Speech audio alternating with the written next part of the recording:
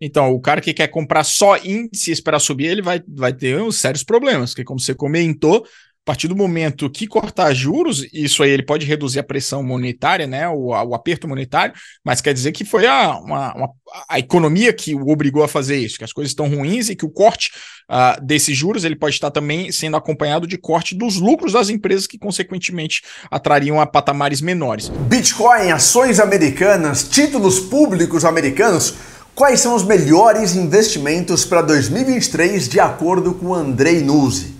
Vamos conversar com ele na nossa série Melhores Investimentos para esse novo ano e entender qual que é a visão do Andrei para as oportunidades e riscos também de 2023. É a nossa série especial que só nós fazemos aqui no Brasil. Então é muito importante que você fique até o final para aprender muito com esse papo. Fala pessoal, tudo bem? Eu sou Bernardo Pascovitch, fundador aqui do canal. Aqui a gente fala sobre investimentos, economia, finanças, criptomoedas, Bitcoin e muito mais. Antes de ir para o papo aqui com o Andrei, já deixa o seu like, se inscreve no canal, compartilha com as outras pessoas. Tudo isso é muito importante para levar a educação financeira para o Brasil e eu conto com a sua ajuda. Quero deixar também um convite para você entrar no meu grupo gratuito do Telegram sobre Bitcoin e criptomoedas. O link está aqui embaixo na descrição do vídeo. Todos os dias análises gratuitas para você investir melhor e aprender mais sobre investimentos. Dito tudo isso, bora pro papo com o Andrei. Agora é com vocês, Andrei Nuzzi, sócio fundador da Nuzzi Finance, também conhecido como futuro Jorge Paulo Lemann da Suíça. E aí, Andrei, tudo bem? Tudo bem, beleza? Como é que você tá? Bem, e você? Tranquilo, cara. Prazer estar aqui. Como que tá aí o seu track record chegando no Jorge Paulo Lemann? Já tá a quantos por cento do patrimônio dele? Uns 25, né? Pode botar em Bitcoin? Aí vai cair, pô. Aí você não vai ter nada. Bom, obrigado aí por participar. Obrigado pelo seu tempo. Quero perguntar para você como que estão, para começar a nossa conversa, como que estão suas perspectivas, seus olhares aí para 2023. Eu sempre começo essa conversa mencionando que as coisas estão difíceis, né? E tudo que aconteceu em 2022, ou desde 2020, na verdade, continuam de certa forma. Então, Covid na China, que é esse abre e fecha, ninguém sabe como funciona. A guerra na Ucrânia, problema energético na Europa, você está na Europa, pode comentar mais. Recessão na Europa, juros nos Estados Unidos, inflação americana em alta. Tudo que vem de 2020, 2022, não é porque virou o ano que esses problemas sumiram, né? Esses problemas ou desafios continuam para 2023. Como que você está enxergando tudo isso que está acontecendo e também oportunidades de investimento? Cara, justamente você fechando aí o ponto que eu ia levar, né? Como é que estou vendo para 2023? Um ano repleto de oportunidades, justamente porque tem muita notícia negativa por todos os lados. Uma das grandes dificuldades que gestores de dinheiro, né, de fundos tiveram durante o período ali de 2010 até 2020 é que foi tudo numa direção só. Sim. A diferença de retornos entre as ações era relativamente baixa. O trade de simplesmente comprar grandes ações de tech nos Estados Unidos era o que pampava. Então, para quem buscava ter algum diferencial, foi muito difícil. Agora, para grande sardinhada, foi uma década maravilhosa. Você como fazia o buy and hold, ia ter seus 20, 30, 40% de retorno em dólar. Até o próprio Brasil ali teve os seus anos áureos ali de 16, 17, 18 na Bolsa também. Quando a gente chegou no ano passado, foi um ano muito difícil, porque o mercado não conseguiu ter uma real ideia do impacto do aumento das taxas de juros e quão sérios os bancos centrais seriam. Por que quão sério? Porque o nível de endividamento é gigantesco no mundo. Somente o governo americano tem 30 trilhões de dólares em dívida, fora toda a dívida das famílias e a dívida das empresas. Se a gente for pegar aí China, União Europeia, Japão, a gente facilmente aí vai estar se aproximando, se não passando dos 100 trilhões de dólares. Então, um aumento de juros, ele é algo bastante difícil. Então, o mercado, difícil por quê? Porque os custos para manutenção dessa dívida vai ficar muito, muito caro. Então, o mercado duvidou disso, o mercado não comprou essa retórica. E foi um grande choque de realidade até entender que a inflação era muito mais preocupante do que o custo da dívida. E eu acho que o mercado ele tem acordado para isso sim, a duras penas. A gente viu o pior ano num portfólio balanceado 60-40 de ações nos Estados Unidos, renda fixa nos Estados Unidos, que é o grande benchmark internacional. Pior ano próximo aí de 100 anos. Mas para esse ano, acho que o Fed já deixou bem claro que a taxa terminal vai para 5% dos atuais 4,50 para 5% e vai Uhum. ficar em 5% por todo esse ano. Sim, Então, quando sim. a gente vê isso, já tem um direcional. Podem mudar? Pode. E acho que a única situação que mudaria é se a economia americana ela deu uma guinada mais forte do que se imagina. E nada para Qual é baixo. a para baixo? Sim, Então, uma qual é o ponto? recessão. O desemprego americano ainda está em 3,5%. O Sim, nível de consumo ainda está saudável, não muito exagerado, já corrigiu bastante e a inflação vem caindo forte em comparação aos 9,1% que se atingiu no último trimestre do ano passado. Então sim, a economia ela está reajustando gradualmente, sem ter, e com essa inflação reajustando, sem ter uma grande explosão no desemprego. Só que uhum, efeitos monetários, de aperto monetário, eles demoram para a gente começar a ver isso replicado no desemprego. O desemprego ainda está forte, o número de criação de postos de trabalho ainda está forte. A grande questão que ainda não se sabe é se para o segundo semestre, e é o que é isso, eu vi aí, a Bloomberg fez um compilado de mais de 500 analistas diferentes, de diversos bancos e casas de research mundo afora, e a grande maioria imagina que nós teremos um ano ainda complicado na Bolsa de Valores, ou seja, de direção para baixo, nesse primeiro semestre, e que no segundo semestre, se confirmando uma recessão, aí traria meio que forçaria o Fed a começar a dar uma sinalização, ou se não, cortar os juros, o que daria um alento para os investidores, aqueles que pensam só em long. sim, sim, Então, a gente pode ver no ambiente macroeconômico as coisas piorarem, mas não necessariamente do ponto de vista dos mercados financeiros isso possa ser ruim. Agora, por que eu falei que é uma grande oportunidade nos investimentos? Porque justamente essa bipolaridade te possibilita você estar posicionado tanto no long como no short. A grande sim. maioria das pessoas no Brasil não sabe fazer short, mas quem sabe fazer, quem consegue se posicionar nesse long short aí, você pode estar posicionado para as duas pernas. Então, acho que para o gestor que faz a gestão ativa, começa a se apresentar muito mais oportunidades, porque tem vários ativos descontados, sem sombra de Sim. dúvida, vários ativos descontados, e ainda pode se posicionar em quedas futuras. Legal. Fazer uma provocação aqui que a gente estava falando antes de começar, vou compartilhar aquela imagem que eu te mostrei, que você já conhece, que é do Fed Pivot, né? Que é, enfim, a mudança da direção e o início do corte dos juros.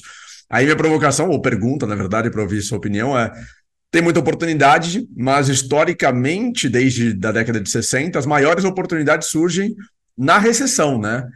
Ou seja, quando o Fed começar a cortar os juros, seria aí o reconhecimento da recessão e que precisa reduzir o juro para voltar a fomentar a atividade econômica e sair da recessão.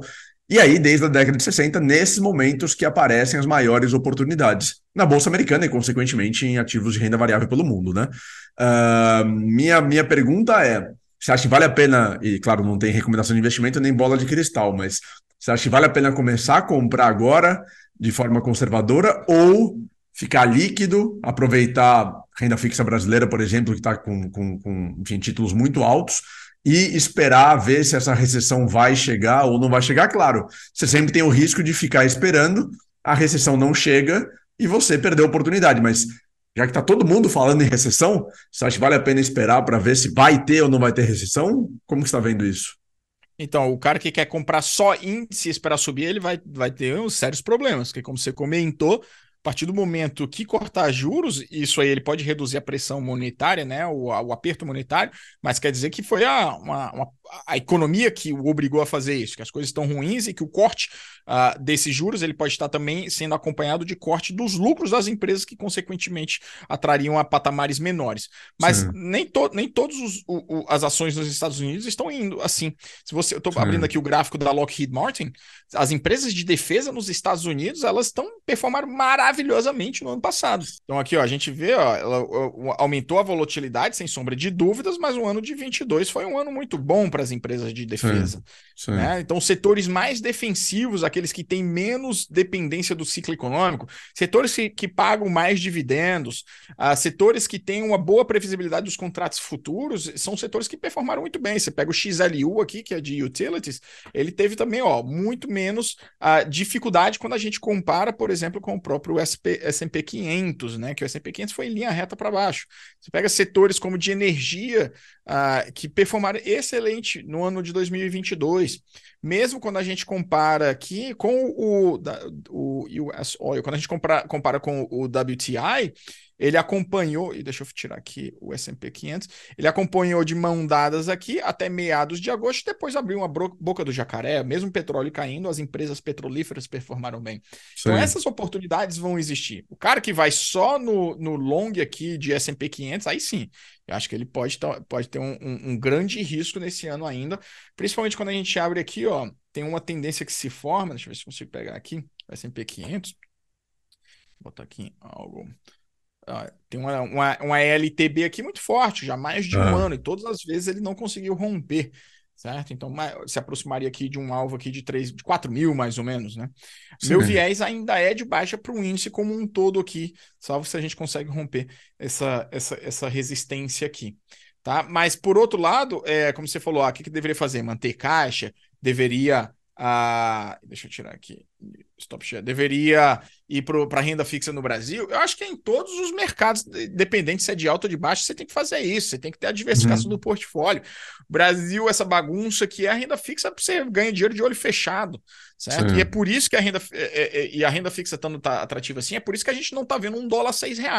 É sim, simplesmente, ou mais, é por conta disso. Porque é sim. maravilhoso. Você chega aqui, o E o Brasil só vai gringo estar ganhando. sabe, né? O gringo sabe, o Ah, dinheiro ele é fungível, né? Ele vai de um lado para o outro. Então você vai ter que fazer essa gestão ativa aí, um barbell com alguns posicionamentos mais defensivos para você reduzir o beta do seu portfólio e umas seleções de ativos mais direcionais aí para que vai tentar gerar o alfa. legal. E nossas criptos, hein? Como que você enxerga as criptos, Bitcoin, né? E as outras também que, putz, sofreram muito, né? A gente teve casos muito inéditos em 2022 com Luna, aquela capitalização de mercado de bilhões de dólares virando pó em poucos dias. Depois FTX, depois todas as outras também de lending que tiveram muitos problemas. Mas como você está enxergando o que está acontecendo com cripto? Essa correlação tem um grande debate hoje, né, na indústria, que se a gente está num ciclo normal de correção do Bitcoin, assim como a gente teve em 2018, assim como teve em 2015, assim como teve em 2011, 12, se é mais um ciclo normal de correção, ou se é um ciclo de correção meio estranho, porque está muito correlacionado com o Nasdaq, está muito correlacionado com a Bolsa Americana de forma geral. E aí, aquela alta do Bitcoin pré-halving que poderia acontecer antes ou próximo a 2024, talvez não aconteça se, enfim, a gente tiver uma recessão no mundo, se tiver uma queda maior das bolsas globais. Como está vendo esse ciclo de correção do Bitcoin e as outras criptos também? Ó, vou tentar pegar aqui a correlação do Bitcoin com o S&P 500, né? Uma coisa que você falou foi muito correta, né? No bull market, principalmente ali depois de 2020, a correlação do Bitcoin, principalmente com a Nasdaq, andou muito próximo ali de 70%, Sim, certo? Durante esse longo período. É o chamado follow the money, acompanhe para onde é que vai o fluxo, o dinheiro. sim, Então, a injeção monetária, seja através de auxílios emergenciais ou programas quantitativos, os QEs, foram para todos os lados, né? Tudo subiu ali, né? A taxa de juros foi lá para baixo, então quer dizer que a renda fixa subiu muito. Você viu commodities ano passado subindo muito também, nos últimos sim, 18 meses. Você viu cripto subindo muito e depois, quando você tem a reversão disso, acaba secando. E aí, obviamente, mercados mais nichados, como é de cripto, sofrem com certeza muito mais do que os outros. Fora isso, uma grande nível de alavancagem, um grande nível de centralização, nível de corrupção em alguns ativos que ganharam a confiança de muita parte do mercado e se mostraram corruptos, trouxeram sim, o mercado como um todo para patamares muito deprimidos, certo? sim. Agora, é diferente do que se viu nos últimos anos? Não, eu investi em cripto no ciclo de 16, 17 e 18. Em questão de performance de preços, muito, muito parecido. né?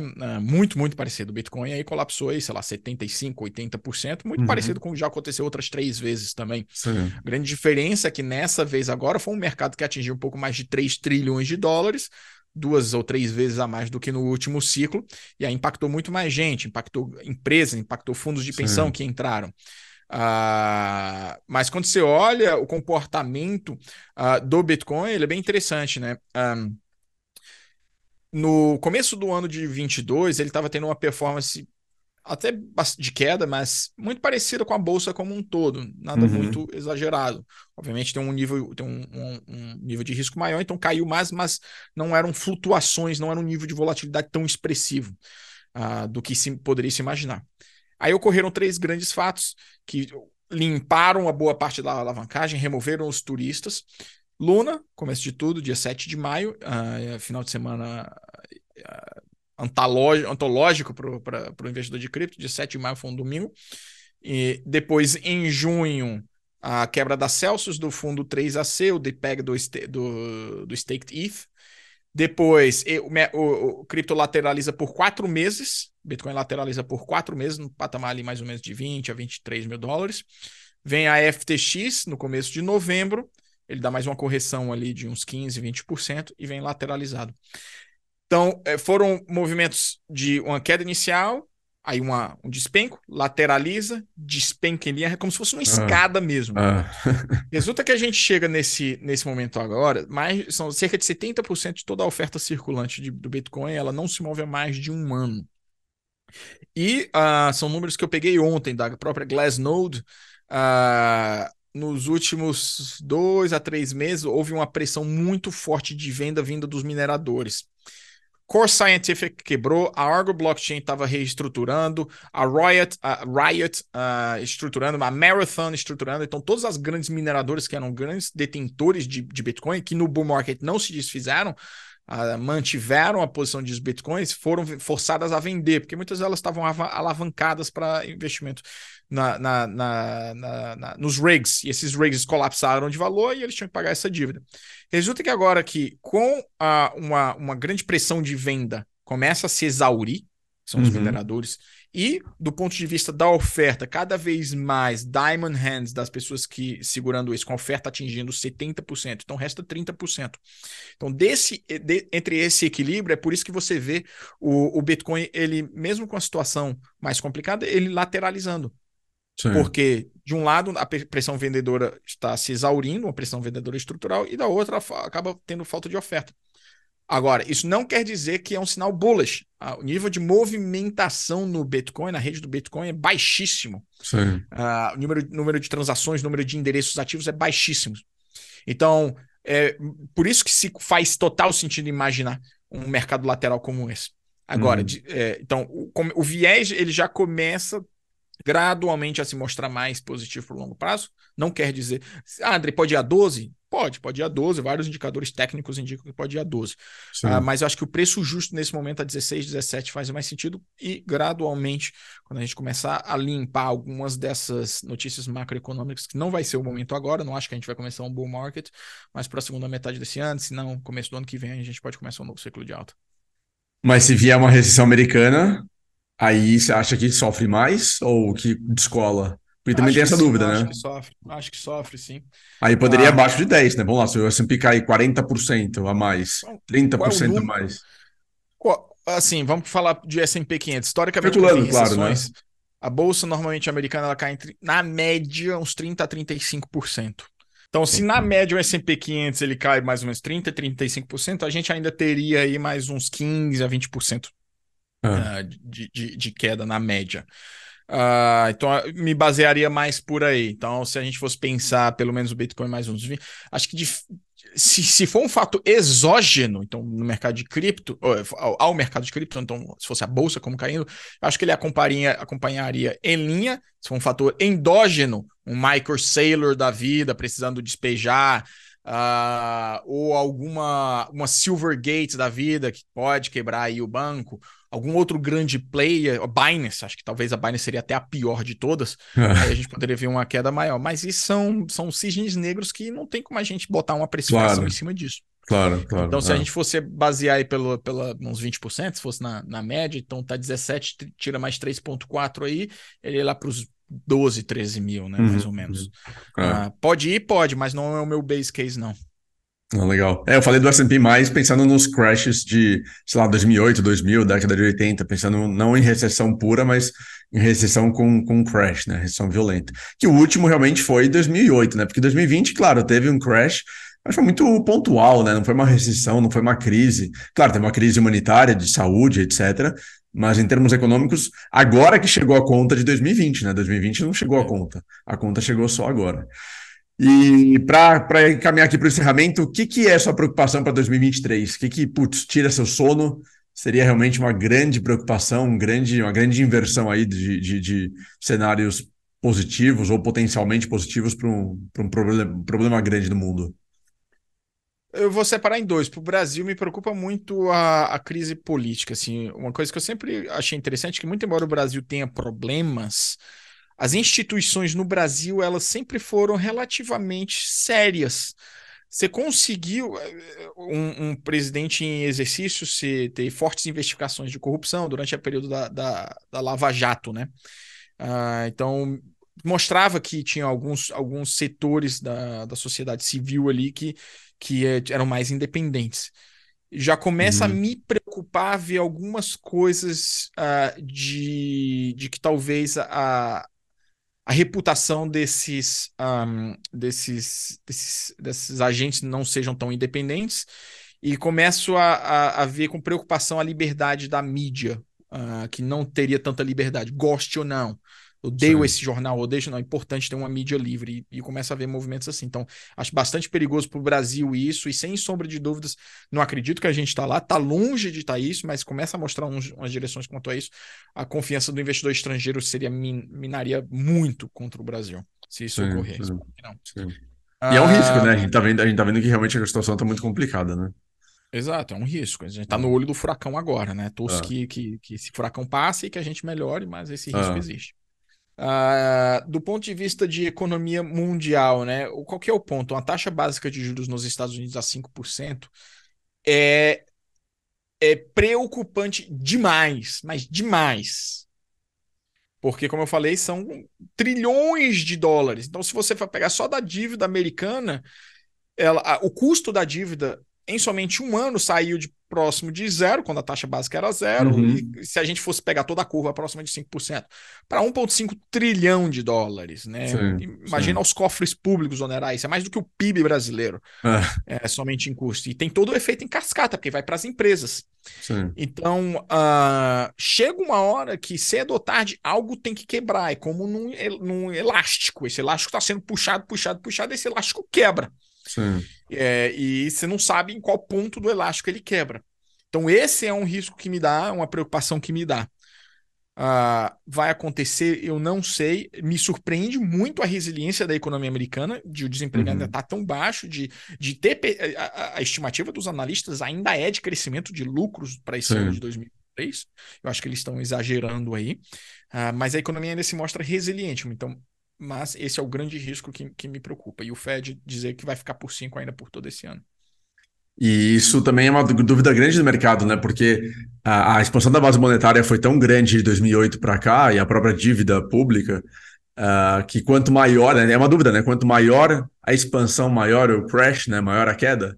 O que pode ser uma dúvida super razoável, né? Eu até já vi um outro autor, eu esqueci o nome agora, eu sempre esqueço o nome dele, fazendo um pouco de estudos de 1929. Claro, o mundo não é o mesmo, mudou tudo. Mas ele questiona, né? Fala, olha, se a gente tivesse um crash de 80, 90% na Bolsa Americana por século, não é exagerado, né? Você fala, puta, vai ter um a cada 10 anos? Super exagerado, nunca aconteceu. Mas um por século não parece ok, não parece muito exagerado. E a gente tá chegando perto de super teoria de conspiração, né? Super especulação, mas o último foi em 29, claro, os efeitos piores foram 30, 31, né? Mas devido a essa expansão gigantesca, base monetária tanta especulação, tanta liquidez que tem no mundo, será que não poderia ter um crash semelhante? Talvez não de 90%, o 90% de 29 talvez seja 60% de agora, 70%, sei lá. Mas eu achei um questionamento interessante e válido de falar por século não parece exagerado, e considerando tudo o que está acontecendo, talvez a gente tivesse um cenário bem tenebroso aí pela frente. Sim. Cenas dos próximos capítulos aí, né, pra Com gente acompanhar. certeza, com certeza. Para terminar, uma brincadeira que eu sempre faço, não é recomendação de investimento, vou falar o nome de alguns ativos e você fala se você compra ou vende para 2023. Beleza? Até o final de 2023 é muito longo. Aí é com você. Começando, dólar. Dólar real? Dólar real. Dólar real compra. Dólar real compra. E dólar franco suíço. Dólar franco suíço vende. A Ah, 0,98. Petrobras. Petrobras. Puta, eu não acompanho Petrobras. Não sei. Bancos brasileiros. Também não acompanho. Ah, mas fala a atenção, pô. Você conhece o mercado. Cara, eu não sei o preço. Eu não sei o preço. Nasdaq. Nasdaq. ah, tá numa zona de suporte interessante, de média de 4 anos, de 200 semanas, mas ainda viés é negativo. Então vende. Vende, Big Techs americanas. vende. Bitcoin Bitcoin, a simetria eu vejo mais positiva, então compro. e Ethereum. Ethereum também. Boa. Valeu, cara. Obrigado por participar. Valeu pelo papo. Parabéns aí pelo seu trabalho. Bom ano e até a próxima, que a gente tem mais papos Obrigado. aí. Vamos sim, prazer. Obrigado aí pelo convite. Valeu, abraço. Abraço. E aí, de tudo o que o Andrei mencionou aqui, qual foi a sua principal reflexão? Seu principal insight? O que você mais aprendeu desse papo para investir melhor em 2023? Comenta aqui embaixo porque eu quero saber como que essa série de vídeos está te ajudando a investir melhor. Deixa também o seu like, compartilha com outras pessoas para elas aprenderem também. Se inscreve no canal e entra no meu grupo do Telegram que eu deixei o convite. O link está aqui embaixo na descrição do vídeo. Muito obrigado, um abraço e até a próxima. Tchau! Tá aparecendo aqui ao lado um vídeo que eu gravei com o Charles, do Economista Sincero, sobre os investimentos para 2023, de acordo com o Charles e com toda a visão muito legal que ele tem de economista. Clica para assistir agora.